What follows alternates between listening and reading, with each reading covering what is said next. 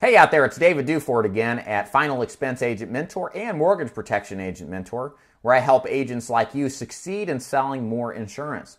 The topic of today's video is objection handling for mortgage protection. Specifically, what we're going to be talking about is the I need to think about it objection. If you're like me, you've heard this objection probably a million times. And it can be a very frustrating objection because what is there to think about? What does that objection even mean? How do you even deal with something as non-substantive and non-specific as I need to think about it?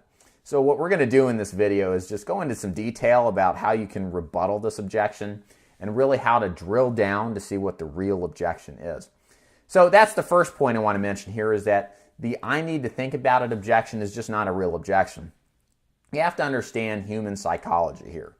A lot of people have concerns. They have things that they want to take care of first, but they also are considerate to the person across the table. It's likely, if you did a good job in your mortgage protection sales call, that these people probably think you're an okay person. They may have thought, well, you're a jerk salesperson to start off with, but you've done a good job proving them otherwise. And so they don't want to hurt your feelings.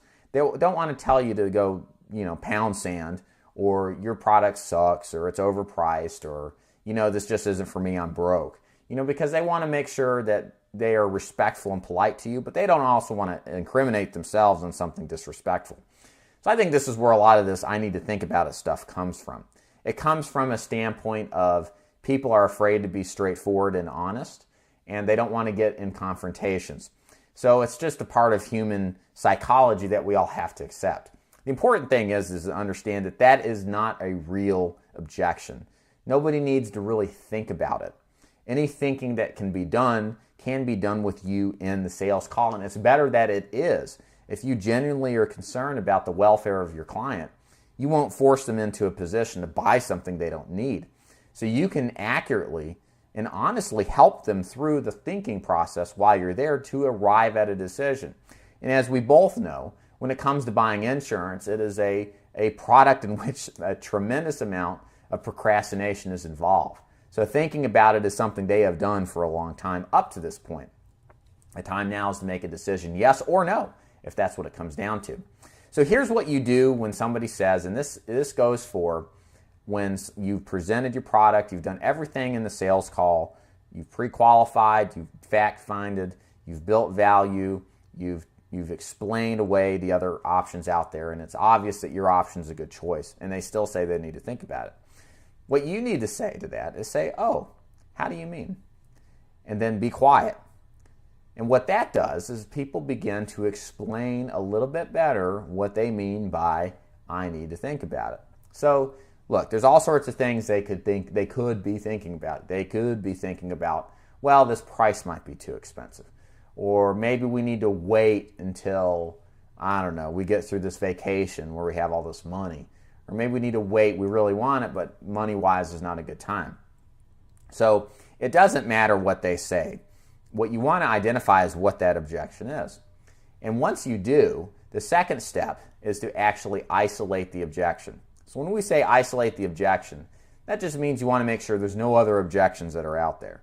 So what you say in an actual script session is, so when you say you need to think about it, and what you're telling me is you're concerned about the price being a little bit out of your budget. Is that correct, Mr. Prospect? Their reply is, yeah, that's exactly what the circumstances are. We thought that $100 a month is fine, but we got this vacation coming up or these extra bills we didn't anticipate. We really like what you're showing us, but the price is a little high. Your reply to that is to make sure that that is the only objection. There could be more, and you want the opportunity to uncover those. So here's what you say. You say, Mr. Prospect, that's totally fine about price, and I understand where you're coming from, but beyond price, do you have any other concerns or objections to buying this today? Or is this the only concern that you have? If they say no, then ask them, okay, what other concerns do you have? If they say yes, usually it's just that one thing. What you say to that is, okay, so if there was a way to overcome this price concern, maybe by getting a better price or better deal, can we do business today? And what you're doing here is making the proposition clear in the mind of the prospect, and also giving them, I wouldn't say call it an ultimatum, but you're giving them a trial close to make sure that they are committed and serious to this if you can compromise on the pricing to a better deal. So if they say yes to this, then what this does is it brings open the opportunity to some sort of propositional compromise. So I say propositional compromise because, look, you're the salesperson, they're the buyers, they don't know what options you have. They only make a decision based on the options presented. Most people aren't going to ask you, what do you have something for less money? They're just going to say, oh yeah, that's expensive, I need to think about it. They're not going to creatively think of other opportunities. That's your job as a salesperson. So when I say proposition, you're going to say, hey, here's my proposition. If it's a premium issue, that's fine. A lot of people I see have the same concerns you have. They've got stuff they've got to pay for, and that's just the way life is. And they know life insurance is important, but they also know their budget is too. So instead of starting off with this $100 a month plan, why don't we do this? Why don't we start off with something a little bit cheaper? I believe that something is better than nothing. I'm sure you guys do too as well. Imagine dying right now. You don't have coverage. That's definitely bad. But even if you had half as much coverage as what we're showing you, that's a heck of a lot better than nothing, right? They'll, of course, agree with that if they've got any sense. And then that's when you have permission to show them maybe instead of $100, $75 or $50 a month. And then all you need to do is explain to them, if that is the case, and that's usually commonly the case, that, look, this is a great plan to start with. I know it's not exactly the amount that you want, but it's exactly the amount that you need because this is what you can afford in your budget. And look, we can always add more as your budget affords. Let's get something on the books today, meet again in 6 months, maybe add some more then. But who knows what tomorrow brings? But we know what today brings you, and this is a great offer for insurance to take care of this issue that you have. Can we do business today? Or how does that sound? Some kind of closing phrase to get them to buy. And then you just wait for an answer, and it's like you're back at the close again. So that's the concept here when you're dealing with I need to think about it. I'll run you through the steps you need to make again. The first is acknowledge it's not real, that it's just a objection to get at a deeper point that needs to be better clarified. The rebuttal script is that's fine. A lot of people tell me that, but how do you mean when you say you need to think about it? When they give you a reason, say, besides this reason, and I understand where you're coming from, is there any other reason you wouldn't do business with me today? And then you say to that, if I can solve this price problem, if that's the case, would you be willing to do business today? And then you go into working it through. And working it through is just, it's going to be depending on what the objection is. And but again, it's got to be based off of something that is actually a way to solve the problem. Sometimes you may need to convince them a little bit more or revisit the benefits of what it is that you're selling and remind them of what's going on. And you don't. And what's great about this is you don't use any pressure.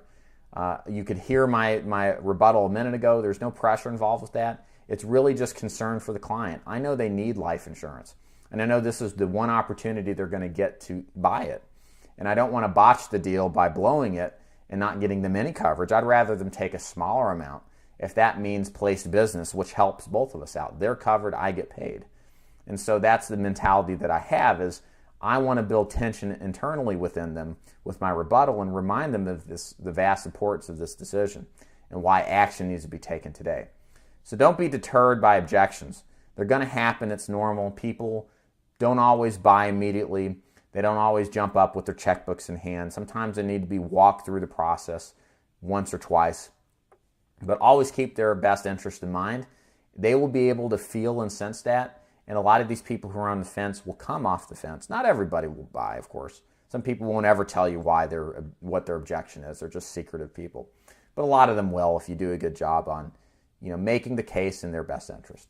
My name is David Duford. I'm the owner of BuyLifeInsuranceForBurial.com, Final Expense Agent Mentor, and Mortgage Protection Agent Mentor. If you have any interest at all in selling mortgage protection, or maybe you already do, but you want to find a better organization with a sales and marketing system put into place, or if you're new, if you like the idea of having mentorship and coaching, that's what I do in my agency. To find out more about how it works, go to mortgageprotectionagentmentor.com, click the contact box, send me a message, and I can show you some more information about how things work. If you like the video, please comment below. Otherwise, subscribe or like it. And in the meantime, thank you so much for watching, and we'll see you next time.